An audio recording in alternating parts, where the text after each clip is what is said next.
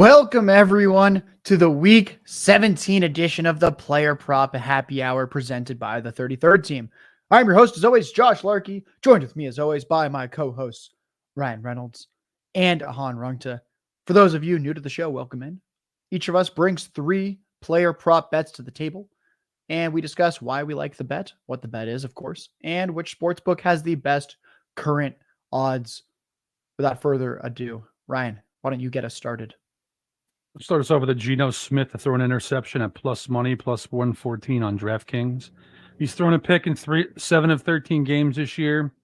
On top of that, he's faced 4 premium pass rushes this season: Dallas, the 49ers, the Ravens, the Browns. He's thrown an interception in all of them. Steelers have a premium pass rush. Smith is on my list of pressure-sensitive quarterbacks. My big concern here is that Seattle's defense essentially wins this game against Mason Rudolph. In that case, Seattle could, attempts could be down, aggressiveness could be down, but otherwise, I like this bet at plus money. Yeah, that's a good one. We always like those Geno Smith plus odds interception bets. Ahaan, I'm going to kick it over to you. For my first bet, I'm coming off a 1-2 week. So, the week after that, we went 2-1. So this week I'm probably going 0-3, but I dare you to fade me on this one because people don't like unders. So I will give you an under for that reason. I'll start it off with a guy that everybody seems to love when he does well and everybody seems to ignore when he doesn't. It's James Cook. I'm taking his under 65.5 rushing yards. Yes, the Bills are almost full 2-possession favorites, and it might be a huge running script, but this line is an overreaction. First off, he faces the New England Patriots, who are one of the best in the league at stopping the run and run-stop win rate. Number 2 in the league since coming off their bye in rush EPA per play allowed. And James Cook is far from a bell cow. I mean, he's been that in a few of these games, but they recently called up Leonard Fournette and immediately got 5 carries, not to mention Latavius Murray is in the mix as well. I like to cap my rushing props, my passing props, stuff like that based on looking at what Vegas does with the attempts line, because those are the sharpest in the market. Like, Vegas knows more about volume than we do. They don't know about efficiency, but they know about volume more than we do. And they are hiding the rush attempts line on James Cook, which makes me think they're going to get everybody involved in this game. But even if he doesn't, it's a tough matchup. James Cook, usually when he goes over, it's against terrible defenses because he's number 32 among running backs in yards created per touch. He's heavily reliant on that offensive line winning for him and creating holes for him. 6 of his 8 overs have come against bottom 10 run-stop win rate defenses. This is not one of those soft matchups. James Cook under 65.5 rushing yards, your best price. BetMGM minus 110. I like that one, Ahaan. Guys, that's Ahaan Rungta on Twitter/X. His projections article will be up on the33rdteam.com later today.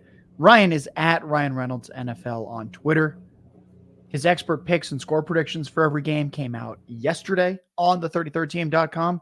And tomorrow he'll let you know what he's betting on in each and every game. My first player prop bet of the day is going to be Nico Collins. We're going to take him over 59.5 receiving yards. Well, I really got to clear my throat because of how excited I am about Nico Collins. The price is minus 115 on DraftKings and ESPN Bet. In 11 games before his week 14 calf strain, which he is probably recovered from 3 weeks later now, he was 7-4 to this over. He was averaging 90 receiving yards per game in that span. And he was playing with Tank Dell. As we all know, unfortunately, Tank Dell broke his leg. He is no longer competing with Tank Dell. So all those stats right there might actually get a little bit better for these final couple games. And then we look at the Titans. They're a pass funnel defense. 20 receivers have reached 60 receiving yards against them this year in only 15 games. I like to think that the Stroud-Collins connection is an above-average connection with 2 above-average players in an above-average pass attack. Ryan, I'm kicking it straight to you. Why don't we pile on our interest in this Texans-Titans matchup? Yeah, I'm going to take CJ Stroud over 257.5 passing yards at minus 115 on DraftKings. Like Josh said, the Titans are a pass funnel defense. Stroud's beaten this in 8 of 13 games this year. One of those losses came in his NFL debut in Baltimore. Another one came a couple weeks ago when he suffered a concussion. I've had this game circled for week 17 for a long time now. If you can pass protect against Tennessee, you can light them up in the air. Houston needs to win, so they'll be highly motivated. On top of it, we got December dome game, so weather's not a factor at all here. I like CJ Stroud over 257.5 passing yard. I like that. Ryan, we talked about it on our fantasy and betting show yesterday. All of our podcasts are in the 33rd Team Fantasy and Betting Podcast Network on Apple and Spotify.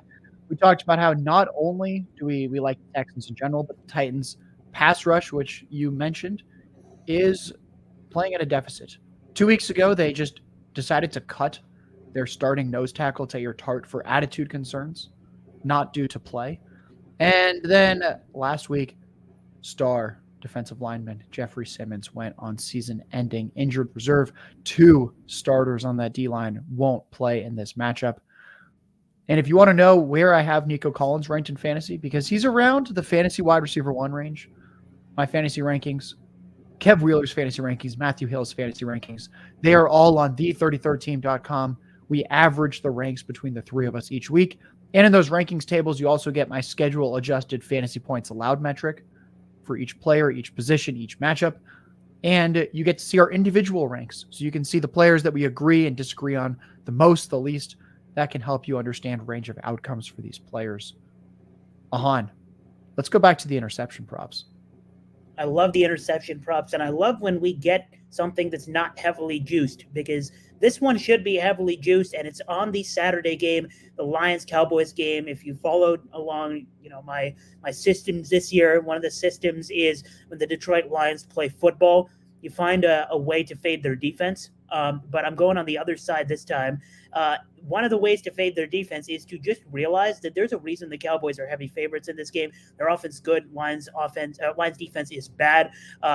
You look at how heavy dogs the Lions are. They theoretically have scenarios where they can get high seeds, but I think they get crushed in this game. And one of the reasons is because Jared Goff, when facing real defenses, not the elite quarterback that he sometimes looks.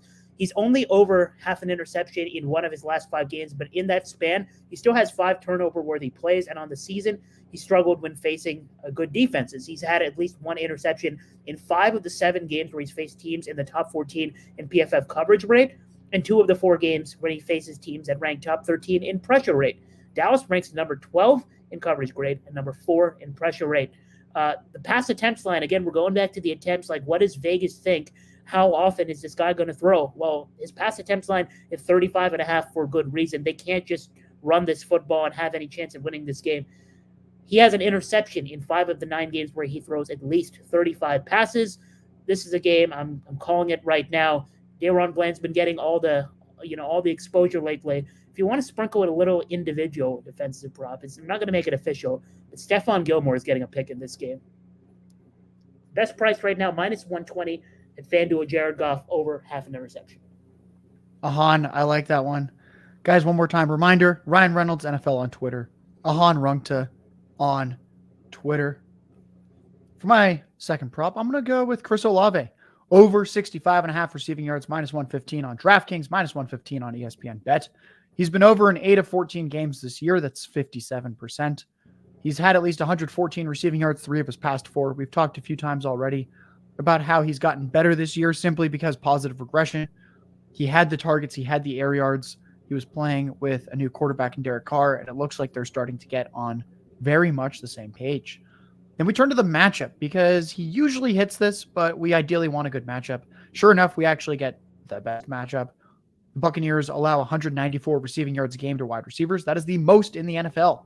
I've also laddered Chris Olave to hit 75 and 100 receiving yards on Bet365. For those that have that sports book, those prices are plus 130 and plus 320. Do I think there's a better than 1 in 4 chance he reaches 100 receiving yards for the 4th time in the past 5 games? Yes.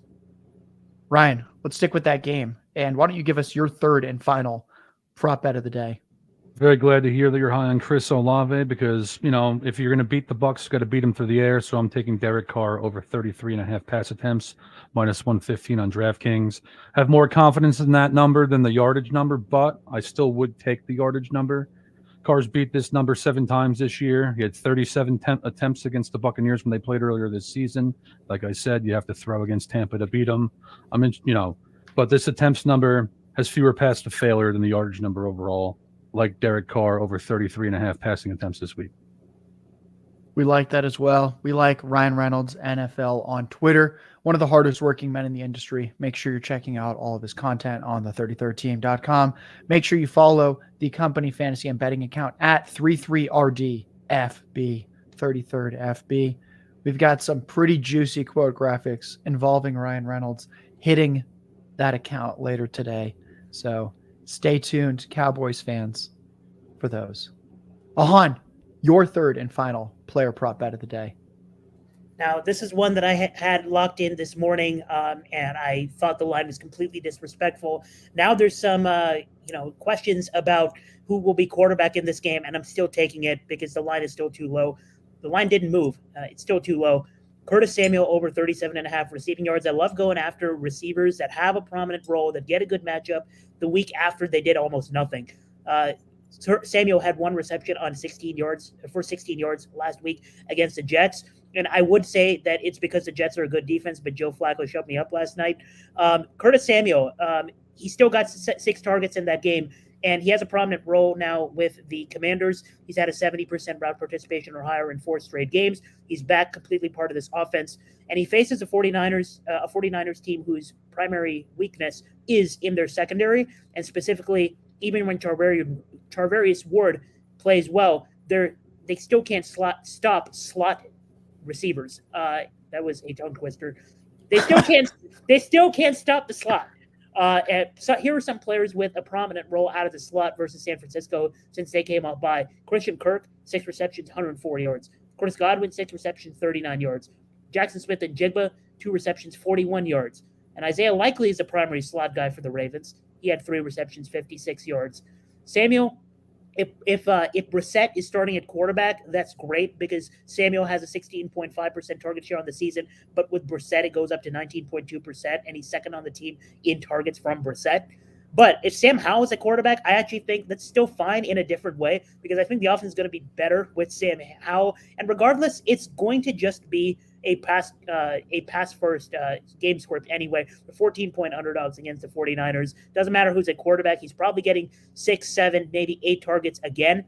And he doesn't even need the 5 catches, which is what the line is set at right now on receptions, 4.5. He doesn't need the 5 catches to get 38 yards against the San Francisco secondary. Your best price on over 37.5 receiving yards is -114 over at FanDuel. Guys, that's Ahaan Rungta. His projections will be in my fantasy rankings on the 33rdteam.com. They'll be in those rankings tables later this afternoon. Stay on the lookout for that. And the producers are letting me know that they were on standby in case Ahaan did, in fact, need some extra oxygen for that one. He survived the tongue twister, folks. That was a close one. For my third and final prop bet of the day, we're going to go with the third interception prop on this show. Ryan, correct me if I'm wrong. I believe that's a modern player prop happy hour record for interception props. Unprecedented to this point. Just absolutely unprecedented. I'm going to pick on Gardner Minshew. I think he throws an interception. It's +130 on DraftKings. It's as different as +110 on some other books. So DraftKings is a little nice price at +130. Minshew's thrown a pick in 7 of his past 10 games. The Raiders have forced an interception 9 of their past 12 games. It's pretty straightforward. We're betting on the Raiders pass rush and what's becoming a top 10 overall defense since Antonio Pierce took over as the Raiders head coach. Gardner Minshew to throw a pick, +130 on DraftKings. Folks, Ahaan Rungta, Ryan Reynolds, and myself just gave you 3 player prop bets each. That's 9 player prop bets total in 14 minutes flat. We challenge you to find another show that's doing that. From myself, Josh Larky, from Ryan Reynolds, from Ahaan Rungta, from the 33rd team. Thank you, everyone.